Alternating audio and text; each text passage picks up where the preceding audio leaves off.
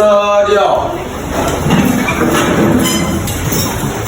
Beri salam kepada Bapak Guru. Assalamualaikum warahmatullahi wabarakatuh. Silakan duduk. Sebelum kita memulai pelajaran hari ini, mari kita berdoa terlebih dahulu. Berdoa mulai.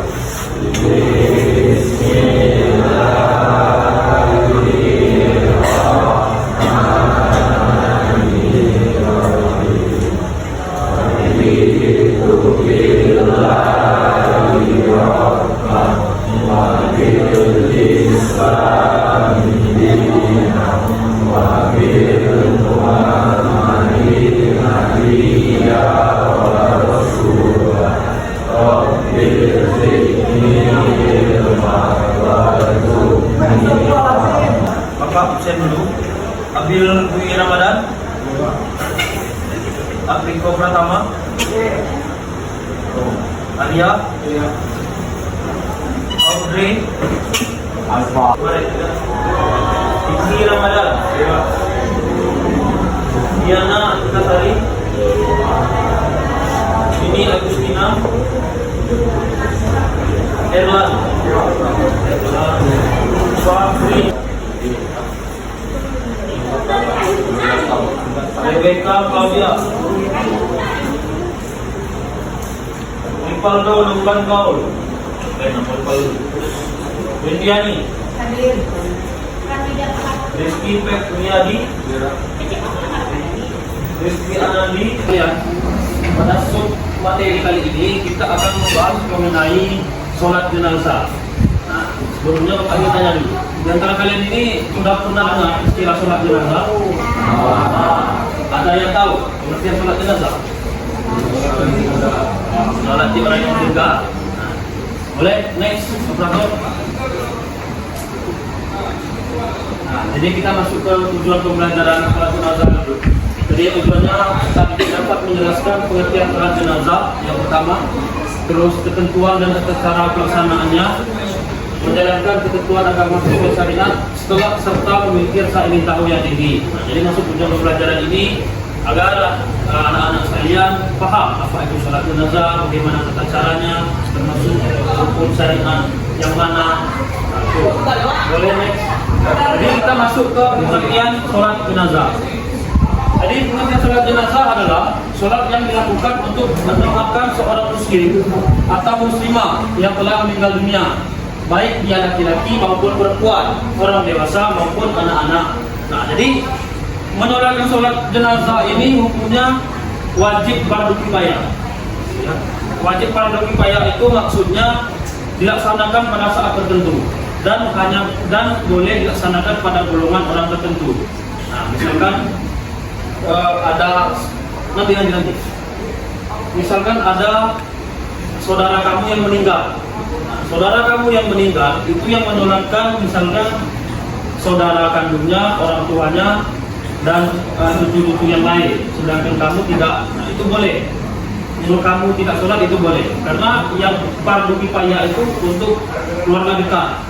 Untuk keluarga dekat, jadi keluarga yang saudara. Nah, jadi fardu kifayah itu dilakukan di waktu tertentu dan hanya boleh dilakukan oleh segolongan tertentu. Jadi tidak mesti seluruhnya harus sholat jenazah. Yang misalkan dalam satu desa ada yang meninggal, nah yang sholat itu fardu kifayah itu kerabatnya. Warga desa yang lain itu boleh tidak sholat. Itu maksudnya fardu kifayah. Nah, jadi sholat jenazah ini tidak mandang ya, tidak mandang mau dia anak-anak, tidak mandang dia remaja, tidak mandang dia laki-laki atau perempuan, kakek, nenek, semuanya ketika meninggal itu disolatkan. Walaupun dia dalam keadaan sedang anak-anak itu maksudnya sudah menginjak apa tuh baru bisa makan nasi. Nah, biasanya balita bawah 5 tahun ke bawah itu belum disolatkan. Kalau dia sudah menginjak 5 tahun ke atas itu biasanya disolatkan. Oke, next. Nah, ini ada tata cara sholat jenazah. Ya. Tata cara sholat jenazah itu memiliki hanya beberapa rukun: takbir, membaca surah Al-Fatihah, membaca surah Nabi, dan 2 takbir lagi membaca doa untuk jenazah. Nah, tidak seperti sholat biasanya. Nanti kamu belum pernah sholat jenazah, itu orang sholat jenazah kamu rukuk sendirian ya. Nah, jadi sholat jenazah tidak pakai rukuk. Jadi dia 4 kali takbir. Ya, takbir pertama, kedua, 3, dan 4. Nah, ini untuk niatnya. Usolli ala hazal mayyiti. Kalau laki-laki itu dia membaca ala hazal mayyiti. Kalau jenazahnya perempuan ala hazihil mayyitati. Nah, itu kalau dia perempuan. Nah, ini kan usolli ala hazal mayyiti. Ini laki-laki.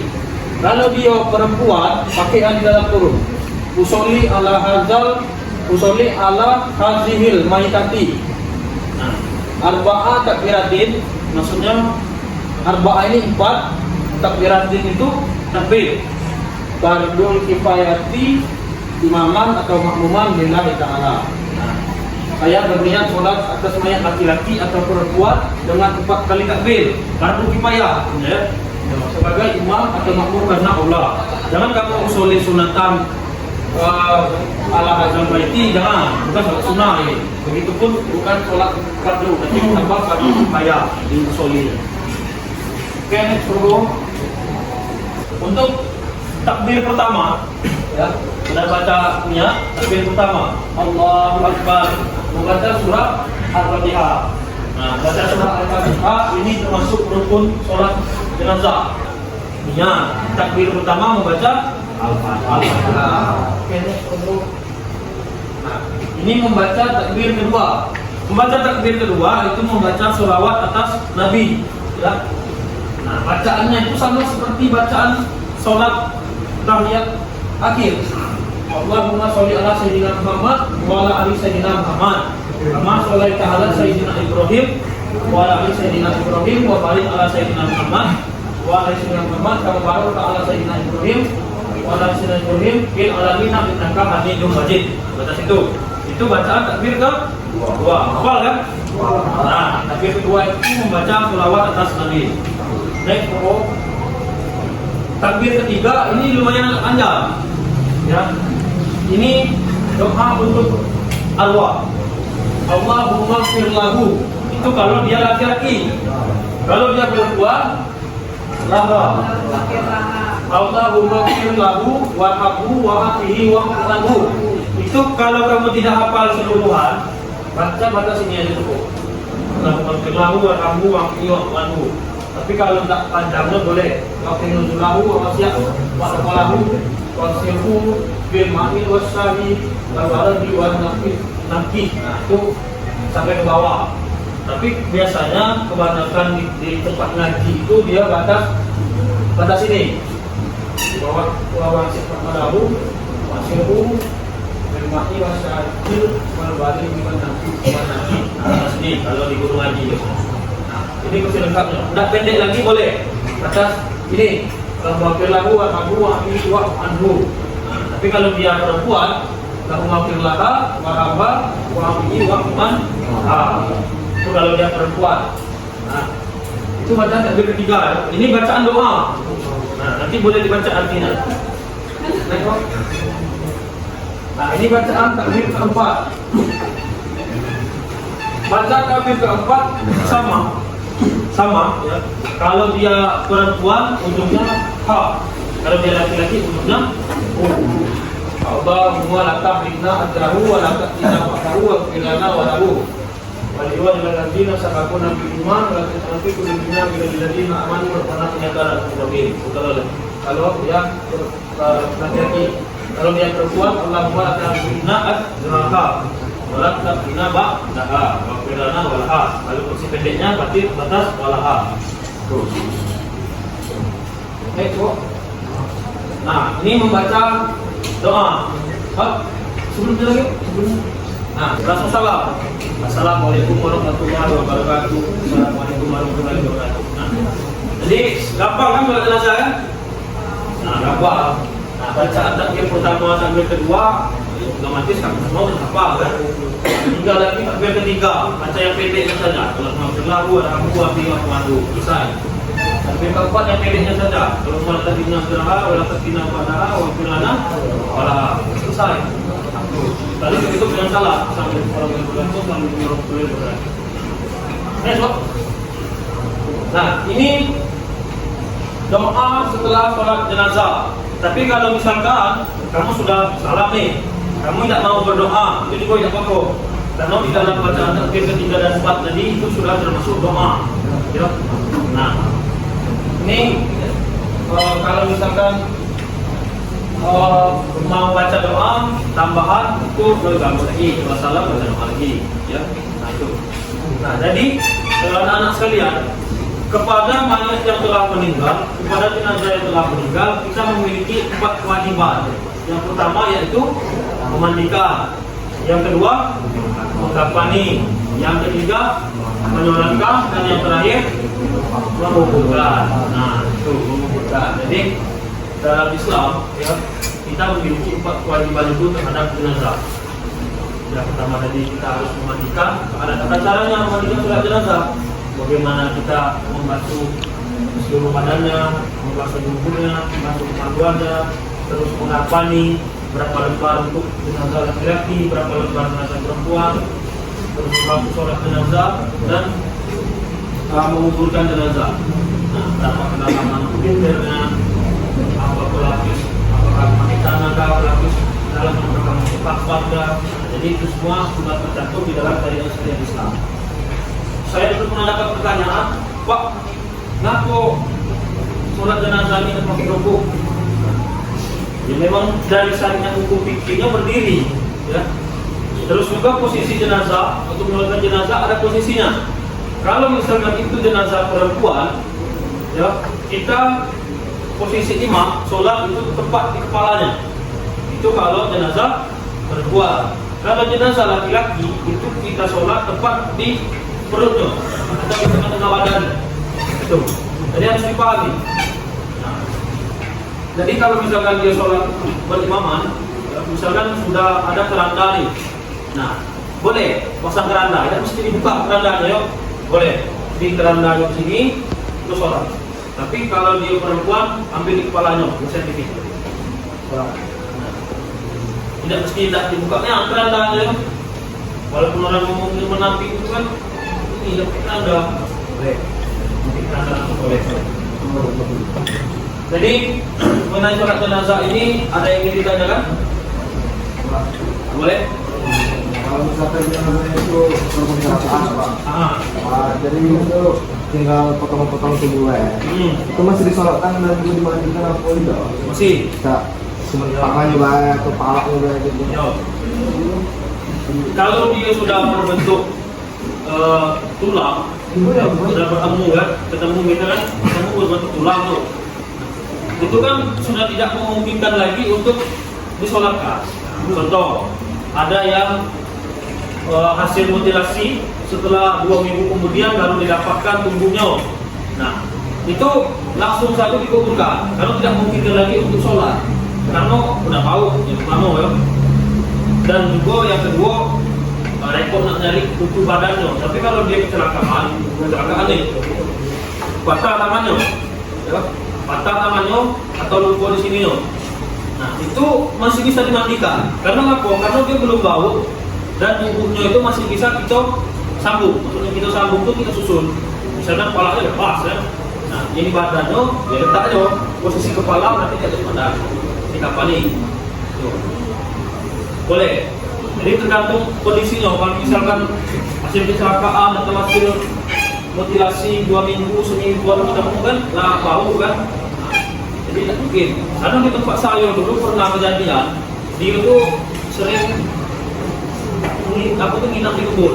Dia di kebun kan, nginap di kebun dan di gunungan. Jadi setelah aku balik Yusuf, udah 2 minggu. Dicek anaknya rupanya sudah meninggal, sudah bau ya di pondok. Nah itu langsung dimandikan, setelah itu dikafani. Nah kalau mau disolatkan boleh, kalau tidak disolatkan itu tidak apa-apa, karena bau terima.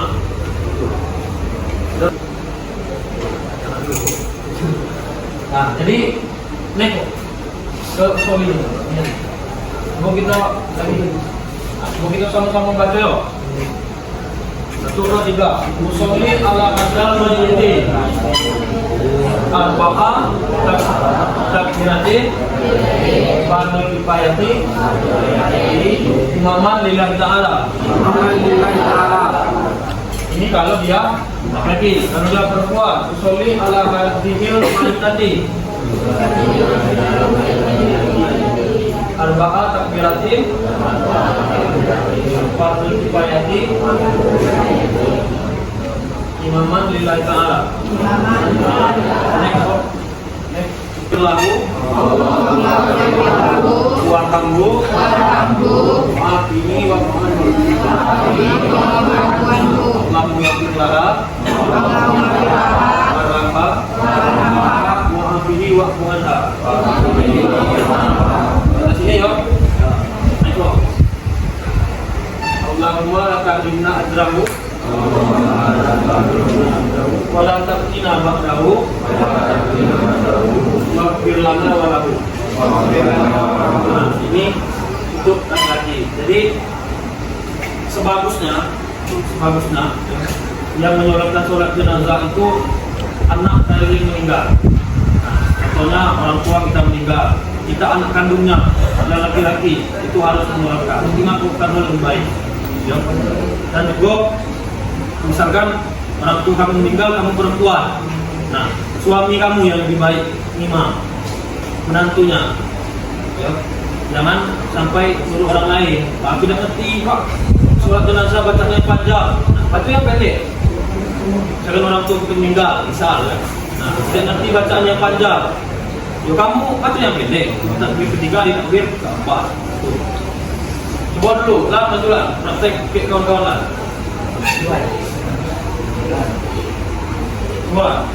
Coba dengan sepatu. Sambil tengok itu. Yang ada dalam maiti arba'an takbirati fardhu lillahi kifayah imaman lillahi ta'ala. Takbir. Allahu akbar. Seru. Ucap Al-Fatihah. Bismillahirrahmanirrahim. Alhamdulillahi rabbil alamin. Ar-Rahmanir-Rahim. Maliki yawmiddin. Iyyaka na'budu wa iyyaka nasta'in. Ihdinas siratal mustaqim. Siratal ladzina an'amta 'alaihim ghairil maghdubi 'alaihim waladdallin. Takbir pertama, takbir kedua. Allahu akbar. Allahumma salli ala sayyidina Muhammad wa ala ali sayyidina Muhammad kama sallaita ala sayyidina Ibrahim wa ala sayyidina Ibrahim wa barik ala sayyidina Muhammad wa ala sayyidina Muhammad kama sallaita ala Ibrahim wa ala Ibrahim wa barik ala sayyidina Muhammad wa ala sayyidina Muhammad كما باركت على سيدنا إبراهيم وعلى سيدنا إبراهيم في العالمين إنك حميد مجيد. Baca batas ini dong. الله أكبر. اللهم اغفر له وارحمه وعافه واعف عنه. الله أكبر. اللهم افتح إني أجره ولا تفنا بعده واغفر لنا وله. السلام عليكم ورحمة الله. السلام عليكم ورحمة الله. Tangan lu jelas. Jadi anak-anak itu sedikit materi mengenai surat jenazah. Jadi minggu depan kita masuk sub materi selanjutnya yaitu mengenai tentang menguburkan sholat jenazah. Jadi sepertinya itu saja penyampaian materi untuk hari ini. Kalau saat cukup, terima kasih untuk waktunya.